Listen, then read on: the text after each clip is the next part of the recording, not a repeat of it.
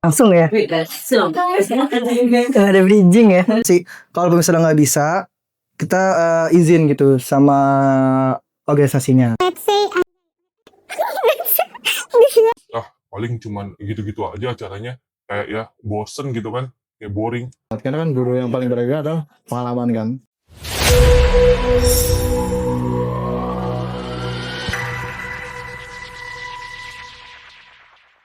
Oke, assalamualaikum warahmatullahi wabarakatuh.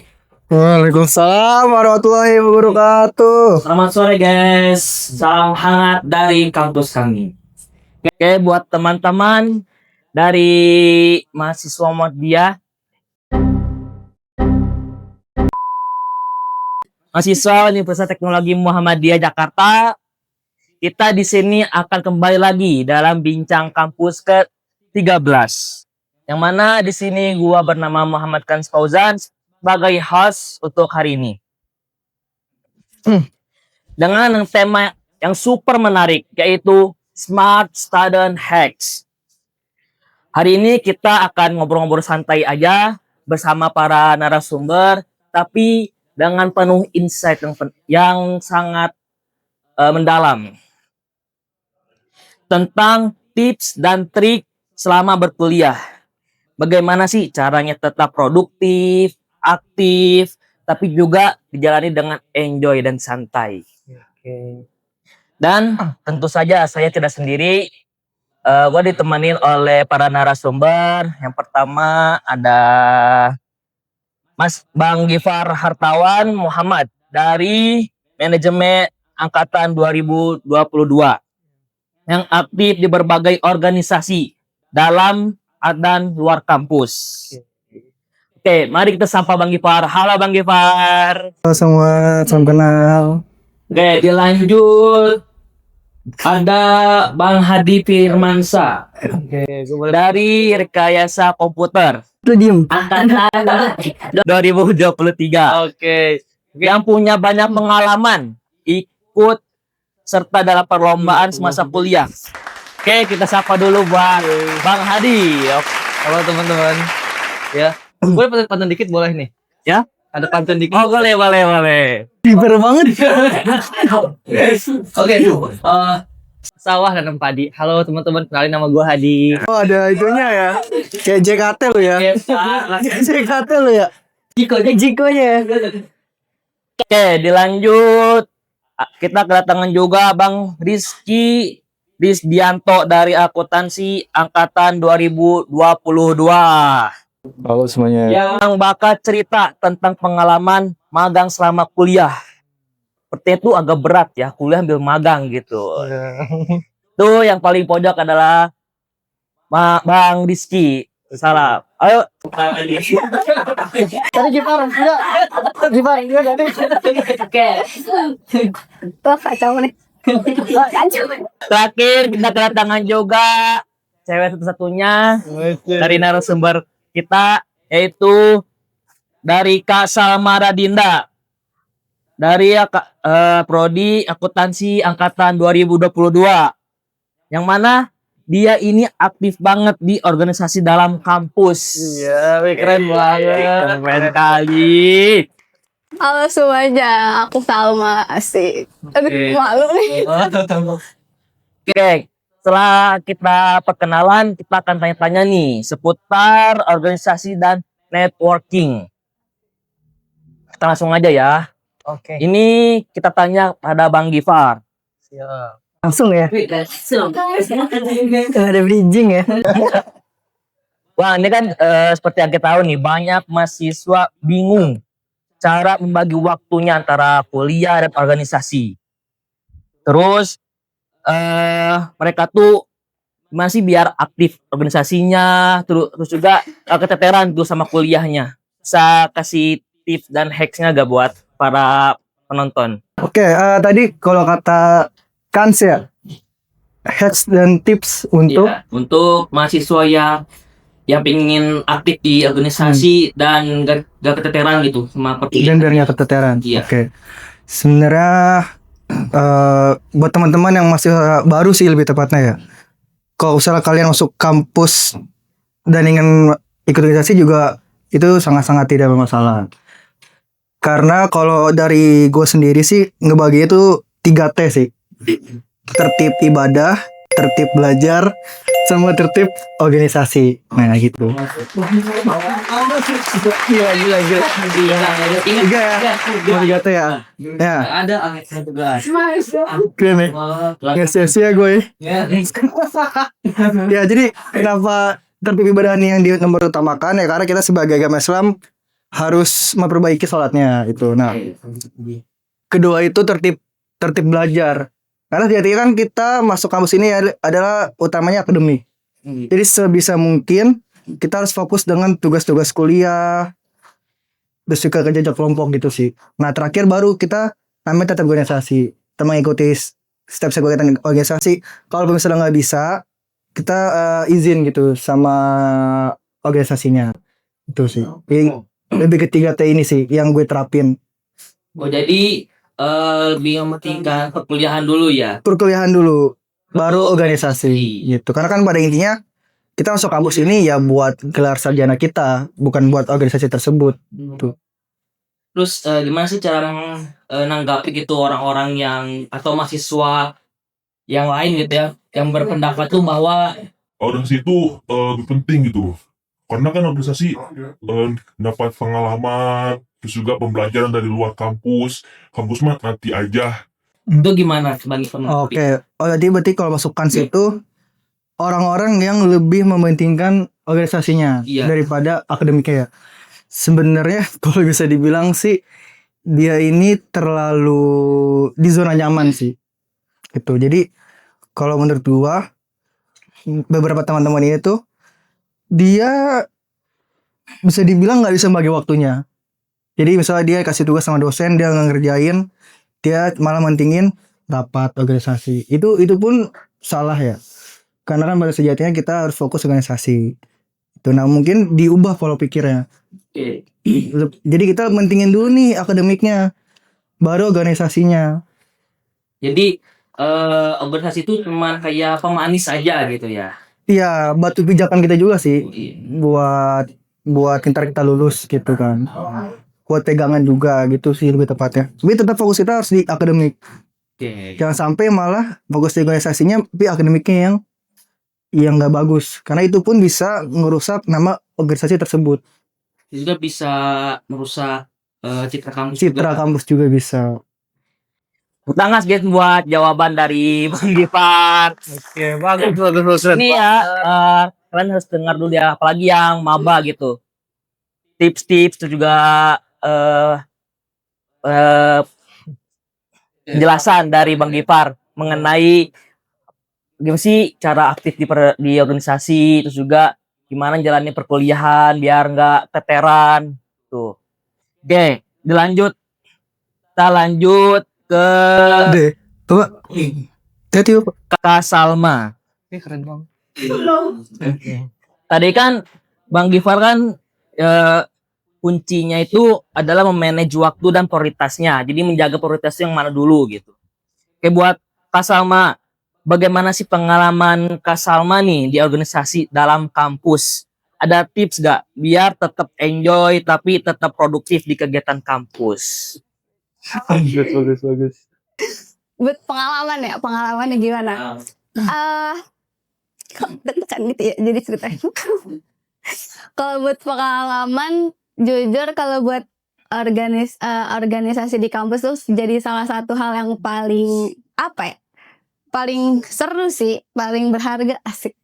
Maksudnya selama di kampus, karena kan gak cuma kita pasti organisasi kan ketemu orang banyak, gimana caranya kita bisa benar kata Pak Gifar ngatur waktu gitu kan, gimana bisa bekerja sama orang-orang gitu, bekerja dalam tim gitu sih kalau buat pengalamannya. Karena organisasi juga kan itu hal yang gak bisa kita dapat di kelas gitu.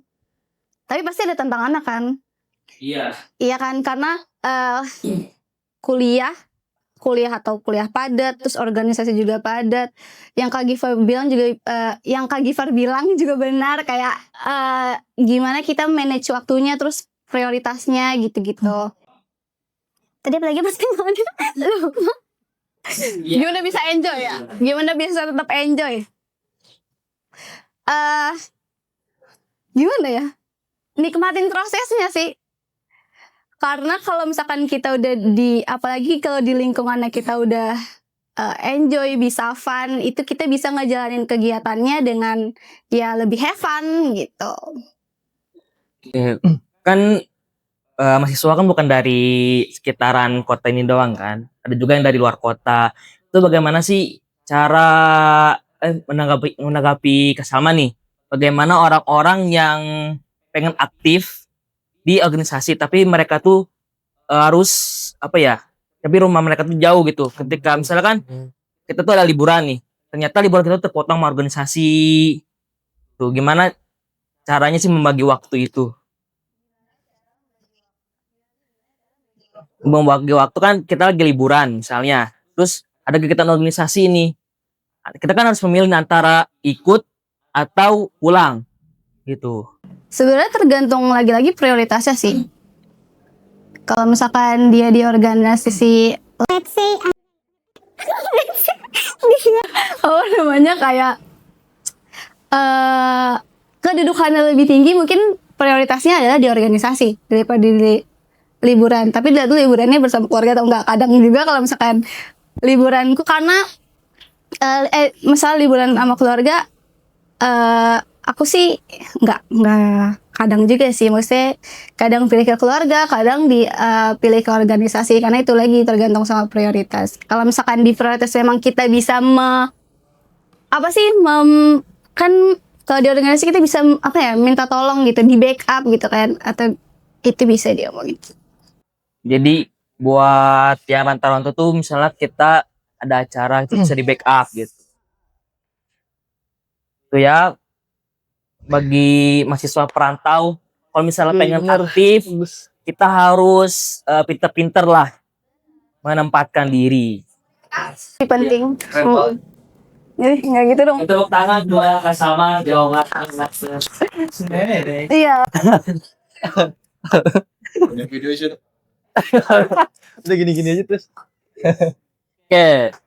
Sekarang ini buat Bang Hadi, yang mana tadi kan udah gua jelasin juga ya. Kita sering ikut perlombaan gitu, lagi kuliah tapi ikutan lomba gitu. Wah, ini sih sangat membanggakan gitu ya, bisa ngangkat derajat kampus. Mahasiswa membanggakan ya, yang Jakarta. Gimana kan? Bagaimana sih cara Bang Hadi nih ikut lomba selama kuliah? Itu kan butuh effort besar. Menurut Bang Hadi, apa manfaat paling terasa ikut lomba? Kan kita kan lagi kuliah, misalnya kita lagi ada jadwal kelas tapi bentrok sama kegiatan lomba gitu. Oke. Mungkin sama ya, manajemen waktu. Nggak boleh sama. Boleh dong. Jadi gini teman-teman, mungkin kalau misalkan dari pendapat saya ya, ini bisa di waktu kuliah ataupun nggak kuliah ya. Mungkin kalau misalkan nggak kuliah, kita masih bisa ada waktu kan karena libur gitu. Tapi kalau berhubungan dengan kuliah atau mungkin ada waktu yang dimana kita mengharuskan untuk kuliah. Nah ini kita lihat dulu teman-teman. Pastinya kayak perlombaan gitu nggak mungkin kita langsung Besok lomba nih, enggak kan? dari lama-lama kita udah tahu nih. Nah kalau saya sendiri sih berpikir ya tadi kita menyiapkan planning. Karena kan kalau saya pribadi tuh kayak misalkan seminggu ke depan nih ada kegiatan apa nih gitu. Dan lomba ini saya tempatkan misalkan di seminggu yang akan datang gitu. Nah saya lihat di hari ini, misalnya di hari Kamis gitu. Hari Kamis ada materi apa? Nah, terus penting nggak? Mungkin ada praktek atau segala macam gitu. Ya, saya lihat dulu nih, saya prioritaskan. Kalau sekiranya memang materi ini bisa di skip, maksud saya skip gini, kita bisa izin gitu ke dosen. Karena kan kita punya kewajiban, mungkin bukan kewajiban sih, keharusan yang dimana kita udah terjun nih ke lomba, kita mau mengikuti, ya berarti kita nggak bisa keluar gitu kan. Ya, kita udah bayar atau segala macam, udah dipersiapkan, ya kita udah harus mengikuti gitu. Nah, gimana sih cara kita untuk menjelaskan gitu ke dosen?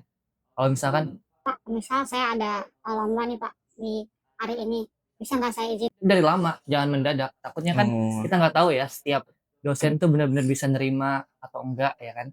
Kita dari lama kita komunikasi ke dia. Jadi yang paling penting itu komunikasi. dari setiap masalah yang saya lihat itu yang paling penting itu komunikasi. Dimana setiap orang tuh pasti pengen merasa dihargai dan juga mereka juga harus menghargai gitu. Jangan semena-mena kita harus dihargai apa pendapat kita, tapi kita juga harus menghargai seseorang gitu. Yang saya bahas di sini ya tadi kalau kita komunikasi ke dosen, pasti dosennya merasa dihargai. Nah, begitupun juga kita ketika dosen merespon dengan baik karena dia merasa dihargai, kita juga merasa dihargai gitu kan. Jadi saling saling positif lah responnya gitu. Nah, terus ada X ya. Ya, ini dulu hacks yang bisa teman-teman akuin gitu biar berani ikut lomba. Mungkin gini teman-teman, kalau saya selalu berpositif thinking ya. Karena gini, bahkan dengan hal-hal yang seharusnya saya negative thinking, saya tetap positif. Misal, saya ikut lomba di mana ini jauh gitu. Dan saya bukan tipikal orang yang mau berpergian jauh, saya suka males, suka capek gitu kan.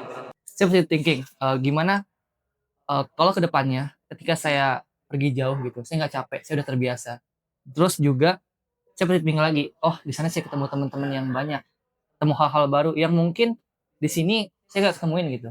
Karena kan gini, yang saya rasakan pribadi, di mana saat di kampus itu justru yang kita tahu ya kita belajar dengan dosen, komunikasi dengan dosen ya kan. Nah kalau di luar kita bisa dengan siapa aja, bahkan dengan penjual eh, kaki lima gitu di pinggir jalan kita masih bisa ngobrol dan itu kita dapat insight baru kan, pengalaman baru. Nah di sini juga saya berpikir positif, oh saya di sana ketemu teman-teman yang berbagai macam gitu, yang punya pengalaman mungkin jauh di atas saya dan di mana di sini saya bisa mendapatkan hal-hal baru yang oke, mungkin saya capek ke sana jauh-jauh gitu kan. Iya, Saya mau bawa beras, terus juga packing bawa koper gitu kan. ribet Saya pokoknya lah. iya, ribet kan ya. Terus juga harus keluar ongkos. Mm-mm. Tapi lihat nih, hasil yang saya akan dapatkan itu apa. Nah, jadi di sini saya bisa melihat, oh ternyata apa yang saya korbanin ini nggak sebesar apa yang saya dapatkan gitu. Ketika saya sudah mengorbankan suatu hal di mana saya udah capek, udah mengeluarkan finansial lah, uang gitu ya. Tapi saya di sana mendapat hal-hal baru yang dimana itu jauh lebih besar dan bisa dibilang itu nggak bisa dibayar pakai uang, tapi dengan pemikiran kita. Jadi di sini jangan berpikir negatif ya, dimana kalau kita ikut Paling cuman gitu-gitu aja acaranya. Kayak ya bosen gitu kan. Kayak boring. itu kita lihat oh ternyata ini acara bermanfaat gitu buat kita dan juga untuk personal branding kita untuk memperlihatkan bahwa kita ini saya ini bisa gitu. Saya bisa lebih baik dari orang-orang. Mungkin banyak yang jauh lebih baik dari kita, tapi gimana cara kita agar kita tuh bisa jadi lebih baik dari sebelumnya. Jadi jangan berfokus, Oh saya tuh harus lebih baik dari ini nih. tapi gimana cara kita agar kita tuh bisa jadi lebih baik dari kita yang sebelumnya. Lebih Begitu. pede gitu, lebih Iya. pede daripada diri sendiri. Itu juga kan selain itu kan ada juga yang takutin mahasiswa tuh kayak misalnya ada tugas kelompok, Oh. tugas individu dari kampus, itu gimana tuh cara ngebaginya? Oke, mungkin ini mungkin punya persiapan yang besar juga ya. Karena kan kalau misalkan tugas individu bisa dengan HP atau mungkin bisa dengan laptop kan. Dan ketika saya keluar jauh atau ya keluar jauh lah intinya ya. Saya bawa laptop atau bawa HP gitu. Sekarang kan udah makin canggih. Kita jawab tugas kelompok mungkin ya. Kalau tugas kelompok mungkin ya tadi komunikasi itu paling penting. Kita komunikasi dengan anggota kelompok bisa di backup ataupun kalau misalkan kita disuruh kerja juga, kita cari kerjaan yang bisa kita kerjain. Entah itu dengan mencari referensi atau apa, kita bisa kan dengan HP atau dengan laptop. Terus juga untuk tugas individu, mungkin tugas kalau saya mungkin teknologi ya, saya disuruh coding dan lain-lain. Karena kan pakai HP nggak mungkin Wah. bisa, Emang agak ribet sih. agak ribet banget itu. Jadi harus pakai laptop gitu. Ya saya udah bawa laptop nih, udah persiapan, saya kerjain. Nah kalau kita pergi jauh kan mungkin kita bisa pakai kendaraan mobil atau apa kan. Pasti di mobil kita bisa diam kan, nggak yang masa kita joget-joget di mobil ada Wah. kerjaan enggak kan. Pasti kita bisa diam ya udah kita kerjain dulu. Ya kita gimana ya? Di sini kita harus bisa ngeliat waktu. Saat kita mengerjakan itu, misal kita estimasi 30 menit nih ngerjain ini. Oh ya udah, kita masih istirahat selama ini sejam. 30 menit bisa nih ngerjain. Jadi kita bisa memplan nih ke depannya kita bakal ngapain. Ada gambaran gitu. Jangan cuman kerjain dulu terus baru mikir, tapi pikir dulu, kita lihat dulu ke depannya. Ya udah baru kita kerjain gitu. Jadi harus ada persiapan ya sebelum kita berangkat ataupun menuju ke perlombaan, kita harus siap-siap nih bawa handphone, terus juga bawa laptop, siapa tahu takutnya ada dosen yang tiba-tiba ngasih tugas gitu ketika kita izin. Buat harus digarisbawahi ya, kita tuh harus bersungguh-sungguh gitu. Jangan ketika kita pergi lomba tuh jangan nyari pengalaman doang, tapi kita harus bersungguh-sungguh biar bagaimana kita tuh dapat yang terbaik lah. Oke, terima kasih buat Bang Hadi ya, buat tips. Terima kasih juga kan atas pertanyaannya. Nah, tadi kan dari pendapat dari Bang Hadi ini. Terakhir, ini sih sangat menarik ya, apalagi buat mahasiswa-mahasiswa yang udah masuk, apalagi yang udah lama gitu. Yaitu seputar dengan dunia magang dan kerja. Oke, Bang Rizky. Bang Rizky ini udah merasakan magang meski masih kuliah. Bisa diceritakan nggak pengalaman singkatnya dan tips apa yang bisa dibagikan biar mahasiswa siap untuk masuk ke dunia magang tanpa merasa terbebani kuliah? Oke, makasih ya kan buat kesempatannya. Jadi buat di awal ya, saya mau bilang sebenarnya saya juga kemarin keterima magang tuh ngerasa itu tuh hoki sebenarnya. Ya, saya kenapa bilang begitu? Karena saya sendiri juga nggak nyangka gitu ya. Ketika awalnya mungkin kayak iseng aja, coba buat daftar ya. Tapi tetap ada keinginan buat magang. Cuman ya ketika daftar, terus waktu itu kan sempat ada seleksi juga. Nah untuk kebetulan waktu itu kan juga ada seleksi ya. Dan seleksinya pun ada beberapa tahap gitu. Kurang lebih ada 3 tahap. Yang pertama itu ada TPS, terus ada bahasa Inggris, sama terakhir ada wawancara. Nah, jujur ketika saya ngelihat teman-teman saya waktu itu kan dari kampus-kampus gede ya. Kayak dari UI, dan kebanyakan kampus negeri PTN. UI, IPB, terus ada juga dari UGM. Ya, waktu itu saya sempat ngerasa minder ya. Kayak Nggak mungkin ya kalau saya keterima gitu. Apalagi buat bersaing sama PTN yang bisa dibilang tuh top 5 gitu ya. Apalagi itu agak berat ya, PTN loh. Berat ya. tapi mau gimana lagi gitu kan.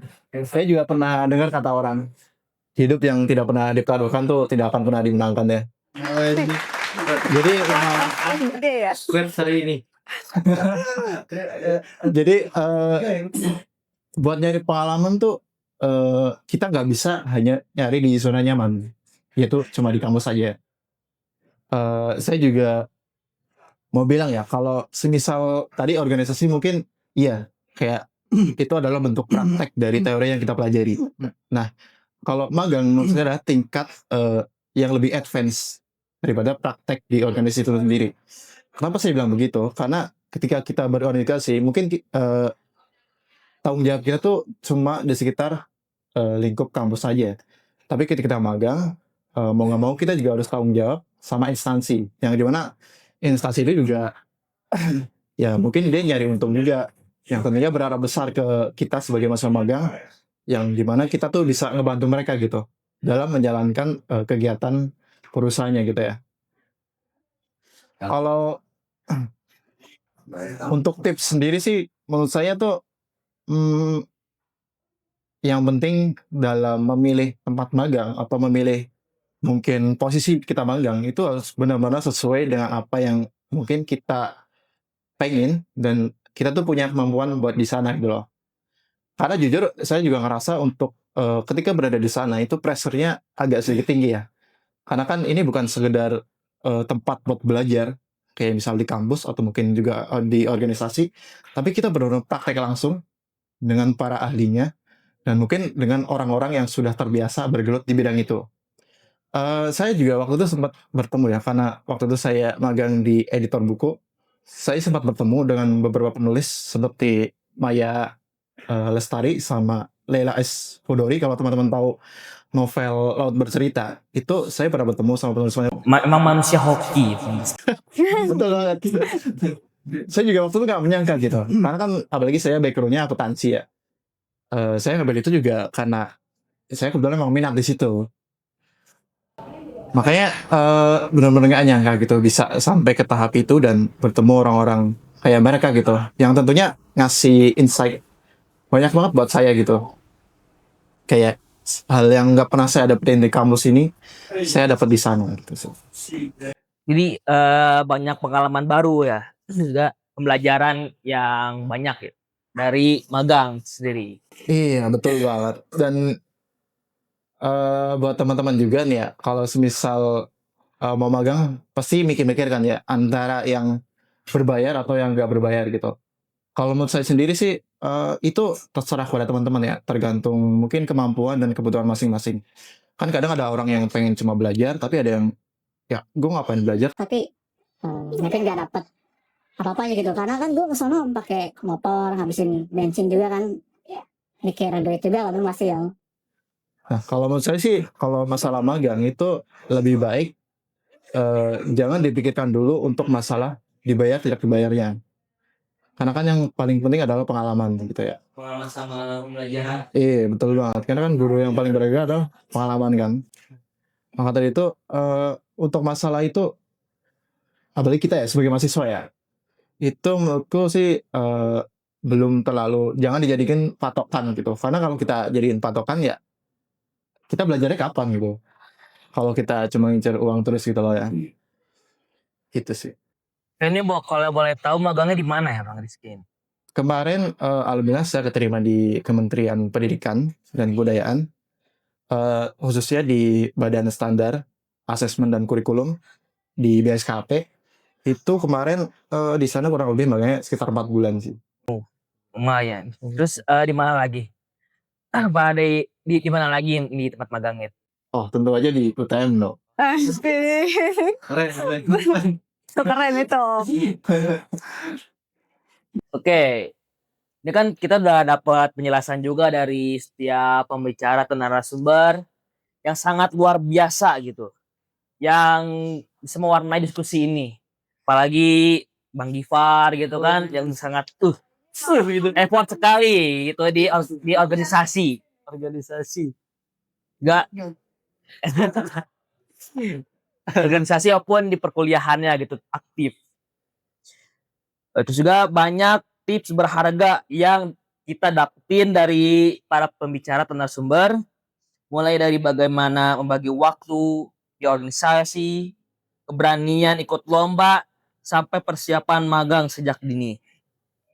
Oke, saya ucapkan terima kasih kepada para narasumber yang telah memberikan penjelasan yang singkat dengan insight yang sangat penuh dan berharga. Tepuk tangan untuk para narasumber.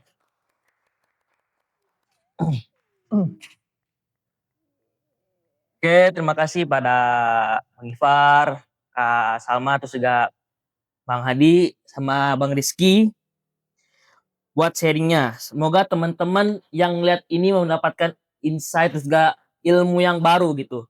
Dan mendapatkan motivasi tersendiri untuk terjun ke organisasi dan magang. Lomba. Ya kan, lomba. Banyak ketinggalan soalnya. Benar-benar. Karena kan dapat tips-tips dan hacks dari para narasumber yang sangat luar biasa. Bagus. Dan dapat juga diterapkan di dunia perkuliahan sehari-hari kita. Oke, buat podcast kali ini atau bincang kampus kali ini, gua sebagai host itu Muhammad Kespouzan mengakhiri. Wassalamualaikum warahmatullahi wabarakatuh.